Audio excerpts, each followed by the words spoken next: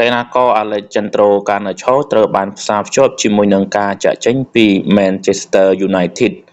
បន្ទាប់ពីគាត់បានធ្លាក់ចេញពីការពេញចិត្តក្រោមការដឹកនាំរបស់លោក Ruben Amorim ក្នុងរដូវកាល 2024-2025 និយាយអំពីភាពចចាមរាមនៃការផ្ទេរកីឡាករសញ្ជាតិអាសង់ទីនពេលនេះ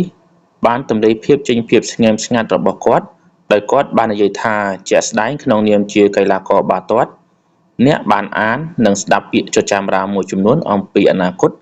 ប៉ុន្តែខ្ញុំមានកិច្ចសន្យានៅទីនេះរហូតដល់ឆ្នាំ 2028 ខ្ញុំសប្បាយចិត្តនៅទីនេះ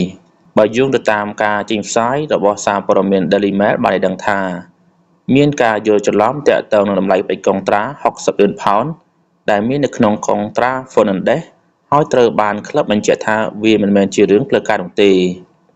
ទន្ទឹមនឹងនេះដែរក្លឹប Al Hilal ស្ថិតនៅក្រោមការចាប់អារម្មណ៍ក្រៅផ្លូវការខណៈថាតើក្លឹប United នឹងមានឆន្ទៈក្នុងការចរចាដែរឬទេកីឡាករសញ្ជាតិពុកទីហ្គារូនេះបានក្លាយជាកីឡាករឆ្នើមរបស់ Man United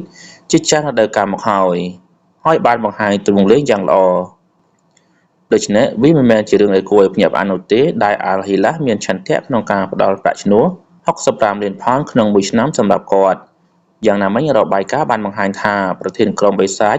ចង់បន្តស្នាក់នៅក្លឹបបេសាចក្រហមបន្តទៀតខ្សែប្រយុទ្ធ Benjamin Sesko របស់ RB Leipzig កំពុងទាក់ទាញចំណាប់អារម្មណ៍យ៉ាងខ្លាំងនៅមុនទីផ្សារដោះកីឡាកររដូវកាលនេះបើយោងទៅតាមការចេញផ្សាយរបស់ Sky Germany បានឲ្យដឹងថាកិច្ចសន្យារបស់កីឡាករវ័យ21ឆ្នាំរូបនេះមានលក្ខខណ្ឌបេក្ខកុងត្រា80លានអឺរ៉ូដែលវានឹងមានប្រសិទ្ធភាពនៅខែខាងមុខនេះខណៈពេលដែលលក្ខខណ្ឌបានបញ្ជាក់យ៉ាងច្បាស់លាស់សម្រាប់ក្លឹបដែលចង់បានប៉ុន្តែក្លឹប RB Leipzig ត្រូវបានគេរាយការណ៍ថាបានបើកចំហការចរចាលើកិច្ចព្រមព្រៀងនេះបើទោះបីចំនួនទឹកប្រាក់មិនបានតាមលក្ខខណ្ឌបេក្ខកុងត្រាក៏ដោយប្រសិនបើការផ្ដល់ជូននេះត្រូវបានគេចាត់ទុកថាសមហេតុផលកីឡាករ Sesko បានបង្ហាញភាពទាក់ទាញ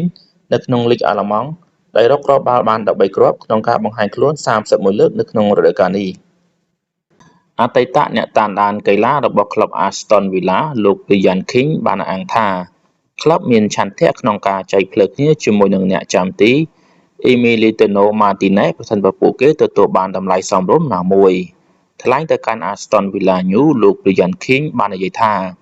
Martinez នៅសល់រយៈពេល4ឆ្នាំទៀតលើកិច្ចសន្យារបស់គាត់ដូច្នេះវាត្រូវការយ៉ាងហោចណាស់100លានផោនប្រសិនបើគាត់ទៅកាន់អារ៉ាប៊ីសាអូឌីត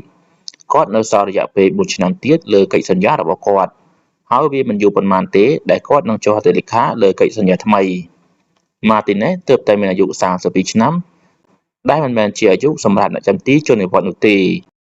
ខ្ញុំអាចជននិវត្តន៍នៅអាយុ32ឆ្នាំប៉ុន្តែក្នុងករណីខ្ញុំមានបញ្ហារបួសដ៏អាក្រក់មួយប៉ុន្តែប្រសិនបើមិនមានបញ្ហាទេខ្ញុំនឹងលេងដល់អាយុ40ឆ្នាំខ្ញុំច្បាស់អំពីវាប្រសិនបើវីឡាទទួលបានការផ្ដល់ជូន100លានផោនខ្ញុំប្រកាសថាពួកគេនឹងពិចារណាប៉ុន្តែបន្ទាប់មកគឺមិនបដិសេធនោះទេ Martinez អាចចាប់ផ្ដើមគិតអំពីការផ្លាស់ប្ដូរទៅកាន់អារ៉ាប៊ីសាអូឌីតរយៈពេល2ឆ្នាំ